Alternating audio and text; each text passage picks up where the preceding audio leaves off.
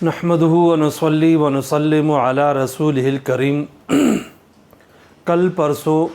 16 اگست کو فیصل آباد جڑاں میں ایک بہت بڑا واقعہ رونما ہوا ہے، جس پہ پوری دنیا میں تبصرے ہو رہے ہیں۔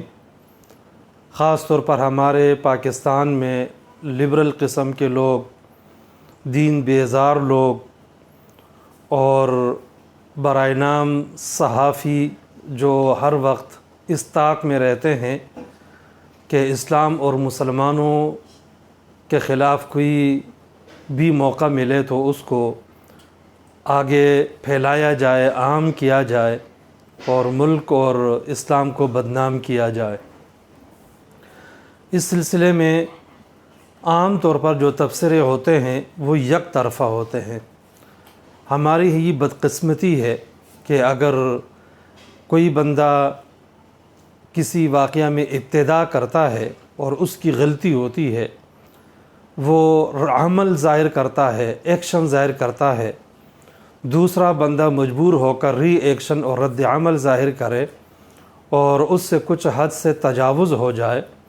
تو ری ایکشن والے کو تو خوب دبایا جاتا ہے، اس کی مذمت کی جاتی ہے،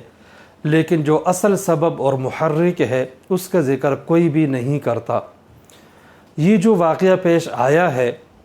اس میں 3 فریق مجرم ہیں، لہٰذا سب کے ساتھ مجرموں والا معاملہ کیا جائے اور ان کے جرم کی جو سزا ہے وہ دینا چاہیے۔ یہ عدل اور انصاف کا تقاضا ہے۔ یک طرفہ کسی ایک فریق کو کوسنا اور اسی کی مذمت کرنا، تنقید کرنا، یہ انصاف کی بات نہیں ہے۔ پہلا فریق وہ 2 افراد جنہوں نے قرآن کریم کی توہین کی۔ چنانچہ واقعہ یہی ہے کہ صبح جب لوگ اپنے باہر نکلے گھومنے پھرنے کے لیے، چہل قدمی کے لیے، تو گلی میں دیکھا کہ قرآن کریم کے اوراق مختلف جگہوں پہ متفرق منتشر پڑے ہوئے ہیں، ان پہ غلیظ باتیں اور گالیاں لکھی ہوئی ہیں، اور آپ صلی اللہ علیہ وسلم اور قرآن کے بارے میں لکھا ہوا ہے کہ یہ کذاب ہیں، جھوٹے ہیں، اور کچھ ایسی باتیں لکھی ہیں جو کہ زبان پہ لانے کے قابل نہیں ہیں۔ اس طرح کی بات جب ہو تو ظاہر ہے کہ جو بھی بندہ دیکھا گا وہ طیش میں آئے گا۔ تو سب سے پہلے جن لوگوں نے یہ حرکت کی ہے ان کو کڑی سزا دی جائے، اور وہاں پہ قرآن کریم کے اوراق پہ ان 2 بندوں کے نام، ان کا پتہ لکھا ہوا ہے، ان کی تصویریں بھی لگی ہوئی ہیں۔ یہ قرآن کریم کی توہین ہے، اور جن لوگوں نے یہ کام کیا ہے اور جن کی تصویریں دی گئی ہیں وہ واقعتاً ملوث ہیں یا نہیں، اس وقت ان کو گرفتار کر دیا جاتا تو یقیناً حالات بالکل کنٹرول میں رہتے۔ بعد میں تحقیق ہو جاتی کہ وہ اس میں ملوث ہیں یا نہیں ہیں۔ اگر وہ ملوث نہیں ہے تو یہ سازش کس نے بنائی ہے، اس کی تحقیق بڑی آسانی سے ہو سکتی تھی، لیکن اس کی تحقیق نہیں کی گئی۔ تو سب سے پہلے جو مجرم ہیں ان کو پکڑ کر ان کو واقعتاً سزا دی جائے۔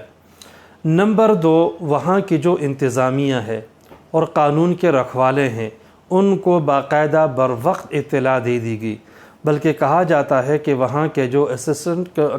کمشنر تھے وہ بھی مسیحی ہیں، عیسائی ہیں، ان کو بھی بلایا گیا، بات چیت ہو رہی تھی، اور اس دوران جو ملزم لوگ ہیں وہ وہاں سے نکل کر چلے گئے۔ تو مسلمانوں کو یہ شبہ ہوا کہ شاید یہ اس بندے نے ان کو نکالا ہے، راستہ دے دیا ہے، تو لازمی بات ہے کہ وہ طیش میں جو ہے وہ آئے۔ تو جو وہاں پہ انتظامیہ ہیں انہوں نے ایکشن نہیں لیا اور انہوں نے مجرموں کو گرفتار نہیں کیا، حالات کو کنٹرول نہیں کیا، تو یہ لوگ بھی بالکل مجرم ہیں اور ان سے بھی پوچھ گچھ کرنا ضروری ہے۔ نمبر 3، تیسرے مجرم وہ تمام مسلمان ہیں، وہ لوگ ہیں جو جذبات میں اور طیش میں آتے ہیں اور وہاں کے گرجے جو ہیں، گرجاگر ہیں، ان کو جلاتے ہیں اور چرچ کو جو ہے وہ جلا رہے ہیں، اسی طرح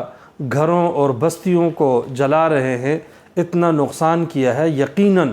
وہ بہت بڑے مجرم ہیں اور ان کی تصویریں، ویڈیو وغیرہ یہ ساری چیزیں سامنے آ چکی ہیں، لہٰذا ان کو بھی پکڑا جائے اور ان کو بالکل سزا دی جائے۔ لہٰذا یہ 3 فریق ہیں، تینوں فریقوں کو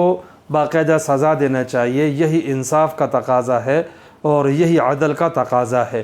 اب ہمارے ہاں الٹی گنگا بہہ رہی ہے۔ جو پہلے 2 فریق ہیں ان کے بارے میں کوئی کچھ نہیں کہتا، لیکن آخری جو فریق ہے، جن لوگوں نے رد عمل کے طور پر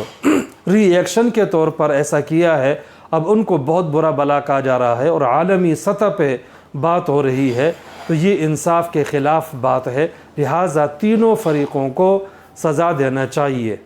واضح رہے کہ کسی بھی مسلمان ملک میں جو غیر مسلم رہتے ہیں اور وہ ملک کے اس اسلامی ملک کے قانون کی پاسداری کرتے ہیں، عہد کرتے ہیں اور قانون کے مطابق چلنا چاہتے ہیں، ایسے لوگوں کو ذمی اور معاہد کہا جاتا ہے۔ ایسے لوگوں کی جان، ان کی عزت اور ان کے مال کی حفاظت کرنا یہ مسلم حکومت کی ذمہ داری ہوتی ہے، اور کسی بھی مسلمان کے لیے جائز نہیں ہے کہ ان کو قتل کرے یا ان کے مال اور جائیداد وغیرہ کو نقصان پہنچائے۔ چنانچہ صحیح حدیث میں آتا ہے، رسول اللہ صلی اللہ علیہ وسلم نے ارشاد فرمایا کہ جو بندہ مسلمان کسی معاہد کو قتل کرتا ہے تو وہ جنت کی خوشبو بھی نہیں پا سکے گا، حالانکہ جنت کی خوشبو 70 سال کی مسافت سے محسوس ہوتی ہے۔ معلوم ہوا کہ اس طرح ذمی کو قتل کرنا جائز نہیں ہے، اور اس کے لیے ہمارے سامنے نمونہ حضرت عمر رضی اللہ تعالی عنہ کا عمل ہے۔ جب بیت المقدس فتح ہوا تو عمر رضی اللہ تعالی عنہ نے وہاں کے غیر مسلموں سے معاہدہ کیا،